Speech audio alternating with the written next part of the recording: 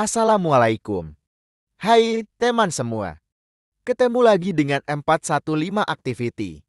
Kali ini kita masih akan membahas soal laga antara Timnas U23 melawan Turkmenistan U23. Yang kita semua tahu laga tersebut akan berlangsung malam ini. Sebagai fans Timnas kita meyakini dan optimis bahwa Timnas U23 akan mampu lolos ke putaran final U23 yang akan dilangsungkan di Qatar tahun depan dan sekaligus mampu menaklukkan Turkmenistan U23 sekaligus menjadi juara grup K. Berkaca dari laga Timnas senior melawan Turkmenistan sebelumnya, besar kemungkinan Timnas kita akan memakai formasi 3 pemain belakang untuk membendung serangan-serangan dari Timnas U23 Turkmenistan. Dan besar kemungkinan trio pemain belakang Rizky Ridho, Elkan Bagot, dan Muhammad Ferrari akan dipercaya oleh Shin Tae-yong untuk mengawal lini pertahanan Timnas Indonesia U23. Dua pemain sayap Rio Fahmi dan Pratama Arhan besar kemungkinan akan didorong sedikit ke depan agar dapat membackup lini belakang ketika bertahan dan lini tengah ketika membangun serangan. Pada laga kontra Cina Taipei, dua sayap ini bermain sangat dinamis dan bertenaga untuk membantu pertahanan dan menyerang. Dua sayap ini juga sama-sama mencetak gol kemenangan pada laga tersebut.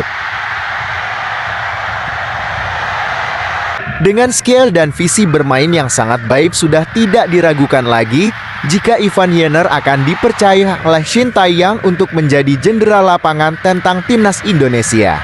Terbukti dengan 2 assist serta 1 umpan kunci yang membantu terciptanya 3 gol kemenangan Timnas U23 atas Cina Taipei pada laga Sabtu malam yang membuat Timnas Indonesia U23 menang telak dengan skor mencolok 9-0 sekaligus mengantar Timnas U23 bertengger di puncak klasemen sementara grup K.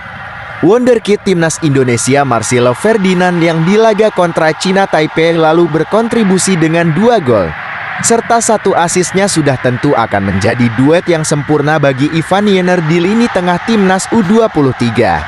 Pemain muda bertalenta dan syarat pengalaman serta jam terbang di Timnas semua kelompok umur yang baru saja genap berusia 19 tahun ini sudah pasti akan jadi pilihan utama pelatih Shin Tae-yong. Dan besar kemungkinan untuk kebutuhan strategi tim Shin Tae-yong akan mempercayakan lini depan pada trio pemain penyerang Hoki Caraka, Fajar Faturrahman, dan Rafael Struijk dengan pelapis yang mengerikan seperti Ramadan Sananta serta Witan Sulaiman yang siap bermain dari bangku cadangan Timnas Indonesia. Karena seperti yang sama-sama kita ketahui, untuk edisi Timnas U23 kali ini bisa dikatakan kualitas antara tim inti dan pelapis tidak memiliki kualitas berbeda dan semua pemain siap bermain dengan strategi yang sudah disiapkan oleh pelatih Shin Tae-yong. Bisa disimpulkan Timnas Indonesia kali ini sedang berada di jalur menuju generasi emas yang sudah lama kita nantikan. Dan kita semua berharap para pemain muda ini tidak cepat merasa puas dan silau akan popularitas yang akan berdampak buruk pada karir mereka ke depan.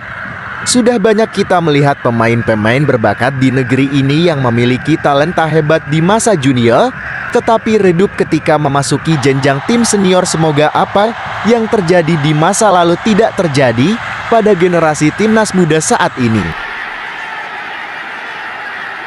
Dan yang terakhir, posisi penjaga gawang sepertinya Arnando masih akan jadi pilihan utama pelatih Shin Tae-yong. Oke teman-teman, sekian dulu ulasan dari kami tentang prediksi starting 11 Timnas U23 saat menghadapi Timnas Turkmenistan U23 malam nanti. Tetapi siapa yang bermain nanti malam sebagai supporter kita berharap hasil terbaik bagi Timnas U23. Dan buat teman-teman jangan lupa buat support channel ini dengan cara subscribe, like, dan komen karena support teman-teman sangatlah berarti bagi perkembangan channel ini ke depannya. Akhir kata, kami mengucapkan terima kasih buat teman-teman yang sudah nonton dan support channel ini. Assalamualaikum warahmatullahi wabarakatuh. Kita jumpa lagi di konten selanjutnya.